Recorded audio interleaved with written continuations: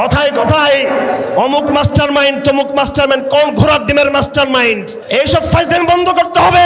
টেকনাফ থেকে তেতুলিয়া দেওয়ালগুলো ভরে গেছে বিপ্লবের আলোচনা নাই। কোথায় আমার প্রবের আলোচনা নাই? আল্লাহু আকবার। আল্লাহর ইচ্ছায় সেদিন হাসিনা পতন করেছে, কোন ব্যক্তির অসমস্যা করেনি হাসিনার পতন।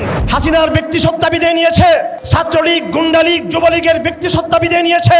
হাসিনার গুন্ডা গুম খুনের আইনাগরের দ্বারা দোষর ছিল, তারা ব্যক্তি সত্তা তাদের বিদায় নিয়েছে। ফ্যাসিজমের চরিত্র এখনো আমরা প্রশাসনের দেওয়ালে দেওয়ালে ঘাপটি মারা স্বৈরাচারের দালালদের আমরা এখনো দেখতে পাচ্ছি। আমরা ফারাবির জামিন হয়েছে আলহামদুলিল্লাহ, সেই জামিনের বিরুদ্ধে রাষ্ট্রপক্ষ তারা আপিল করার চেষ্টা করতেছে। ফারাবির জামিনকে যদি স্থগিত করা হয় সারা বাংলাদেশে আগুন লেগে যাবে।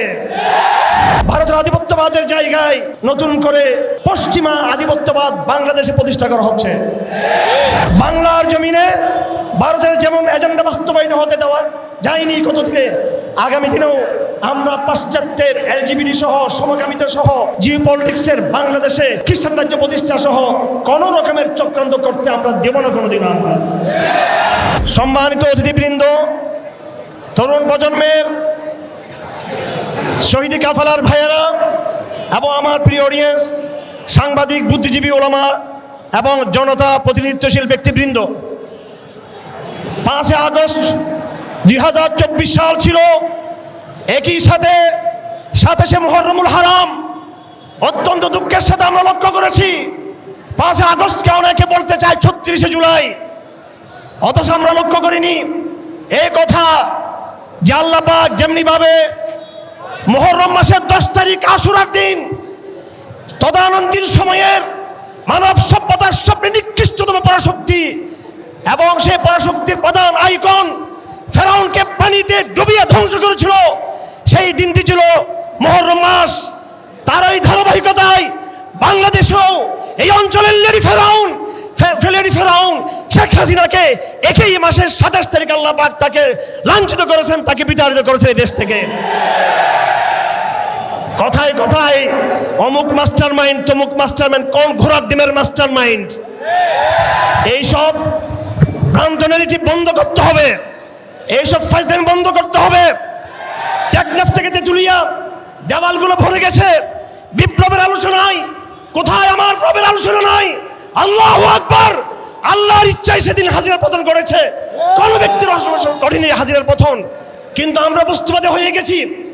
আমরা একটা সময় আমেরিকার পূজা করি, আরেকটা সময় ভারতের। কখনো হাসিনা চলে গিয়েছে, এখন আমরা নতুন শক্তির পূজা আমরা করতেছি। আজকের এই সমাবেশ থেকে আমরা এসেছি শিরকের বিরুদ্ধে আওয়াজ তোলার জন্য। সেদিন হাসিনার পতন ঘটেনি, ফেরাউনের পতন ঘটেছে, কোন ব্যক্তির পতন ঘটেনি, শিরকের পতন ঘটেছে। আমাদেরকে আমাদের কনসেপশন ঠিক করতে হবে। আমরা এটাকে জুলাই বিপ্লব নাম দিয়েছি। আমি বলতে চাই এটা হলো মুহররম বিপ্লব। কি বিপ্লব? মুহররম বিপ্লব। এটা শিরকের পতন ছিল, জাহেলিয়ার পতন ছিল, এটা হচ্ছে প্রথম কথা।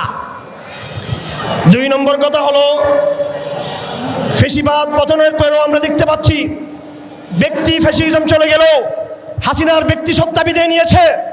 ছাত্রলীগ গুন্ডালীগ যুবলীগের ব্যক্তি সত্তা বিদায় নিয়েছে। হাসিনার গুন্ডা গুম খুনের আইনাগরের দ্বারা দোষর ছিল, তারা ব্যক্তি সত্তা তাদের বিদায় নিয়েছে।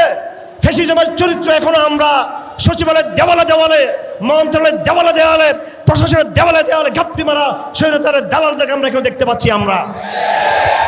আমি আপনাদেরকে জানাতে চাই, ইতিমধ্যে আমাদের ভাই ফারাবির জামিন হয়েছে আলহামদুলিল্লাহ, সেই জামিনের বিরুদ্ধে আমরা তথ্য পেয়েছি রাষ্ট্রপক্ষ তারা আপিল করার চেষ্টা করতেছেন। ফারাবির জামিনকে যদি স্থগিত করা হয় সারা বাংলাদেশে আগুন লেগে যাবে, সারা বাংলাদেশে আগুন লেগে যাবে।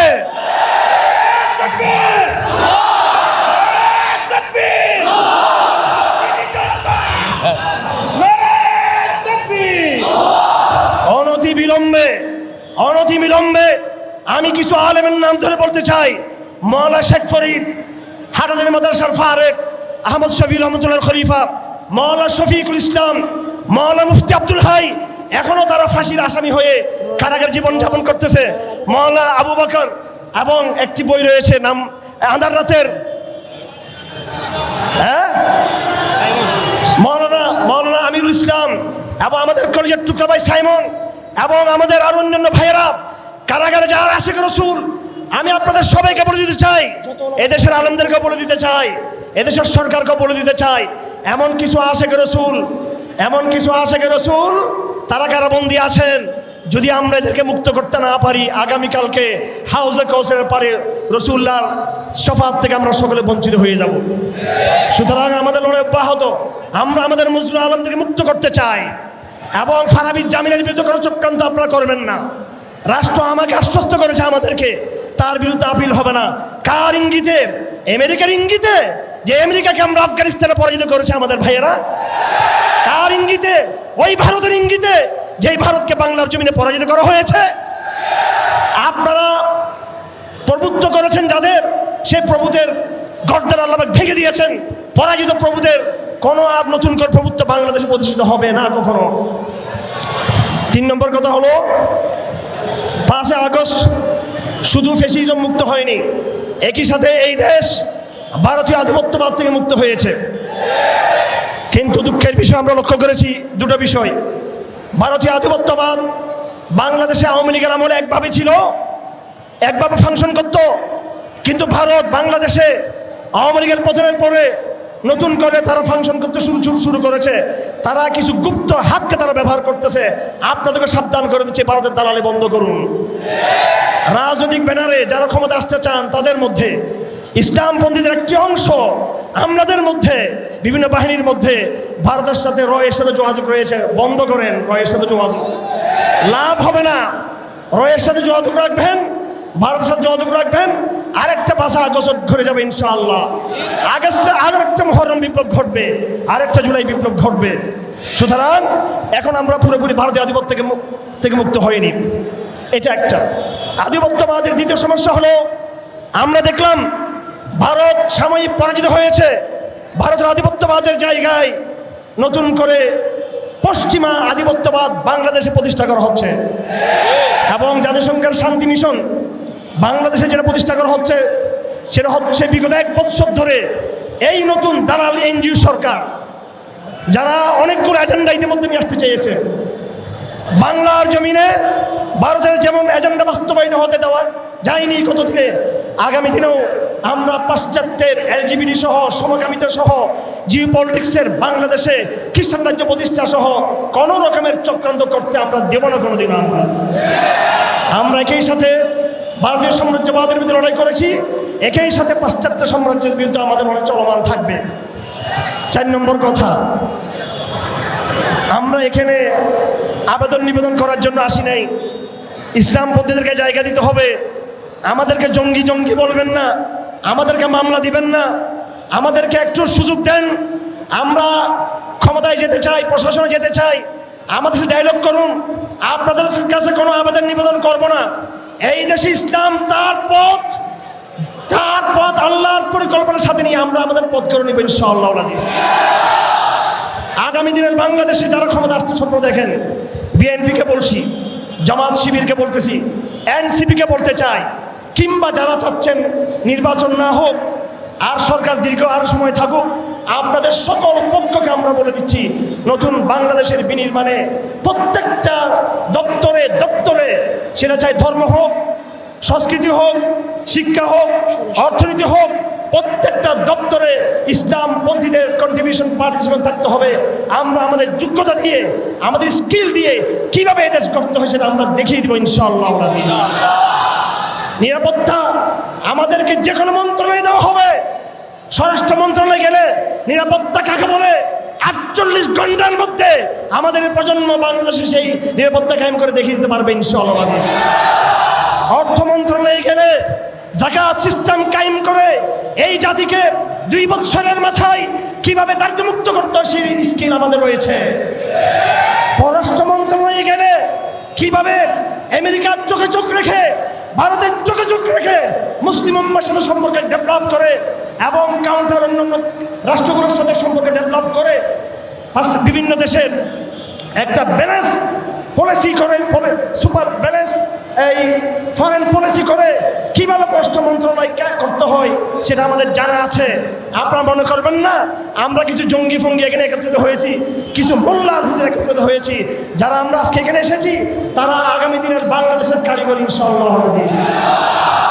হয়তো ইসলামকে স্পেস দিবেন, ইসলামকে স্পেস দিবেন। ডক্টর ইউনূসকে বলতেছি, যে কয়েকদিন আছেন, এনসিপিকে বলতেছি, বিএনপিকে বলতে চাই, অন্যান্য দলগুলোকে, হয়তো ইসলামকে স্পেস দিবেন, আর না হয় আল্লাহর কসম খেয়ে বলতেছি সেই স্পেস সেই সুযোগ আমরা করে নেব ইনশাআল্লাহ।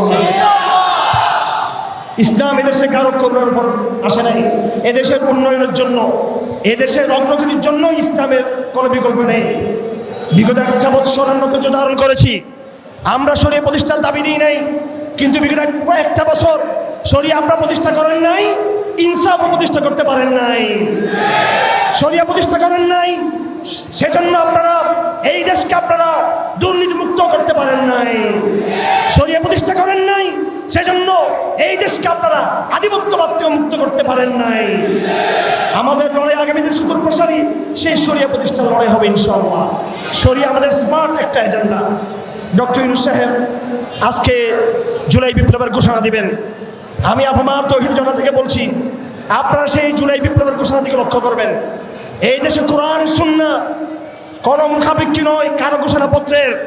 যদি এই ঘোষণাপত্রে কোরআনকে যদি অ্যাভয়েড করা হয়, আবহাওয়া তৌহিদ জনতার চেতনাকে যদি অ্যাভয়েড করা হয়, জিয়াউর রহমান কথা মনে রাখবেন, তিনি আগস্ট বিপ্লবের পরে ৭৫ সালের আগস্ট বিপ্লবের পরে জনগণের পালস তিনি বুঝতে পেরেছিলেন। এই জন্য তিনি সংবিধানের সর্বপ্রথম ঘোষণা দিয়েছেন আল্লাহর সার্বভৌমত্বের বিশ্বাস, এটাকে ঘোষণা দিয়েছেন। আপনারা আজকে নাকি ঘোষণাপত্র দিবেন, আমরা পর্যবেক্ষণ রাখবো। আপনারা সকলেই এই ঘোষণাপত্রকে পর্যবেক্ষণ রাখবেন। যদি এই ঘোষণাপত্রে আমার মহান রবকে, যিনি একমাত্র তার কৃপার মাধ্যমে আমাদের জাতিকে ফেরান মুক্ত করেছেন, যদি রবের জায়গা যদি সেখানে না থাকে, তাহলে মনে করবেন আজকে নতুন করে আরেকটা সংগ্রাম আমরা নেমে পড়বো ইনশাআল্লাহ আজিজ।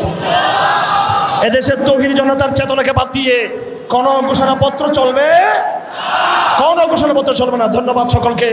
আমরা একটা র্যালি বের করবো, এই র্যালির নাম হবে নাসরুম মিনাল্লাহ। বলুন সবাই, নাসরুম মিনাল্লাহ। এই ক্রেডিট কার? এই ক্রেডিট কার একমাত্র, নাকি মাস্টার মাইন্ডের ক্রেডিট? মাস্টার মাইন্ড কে?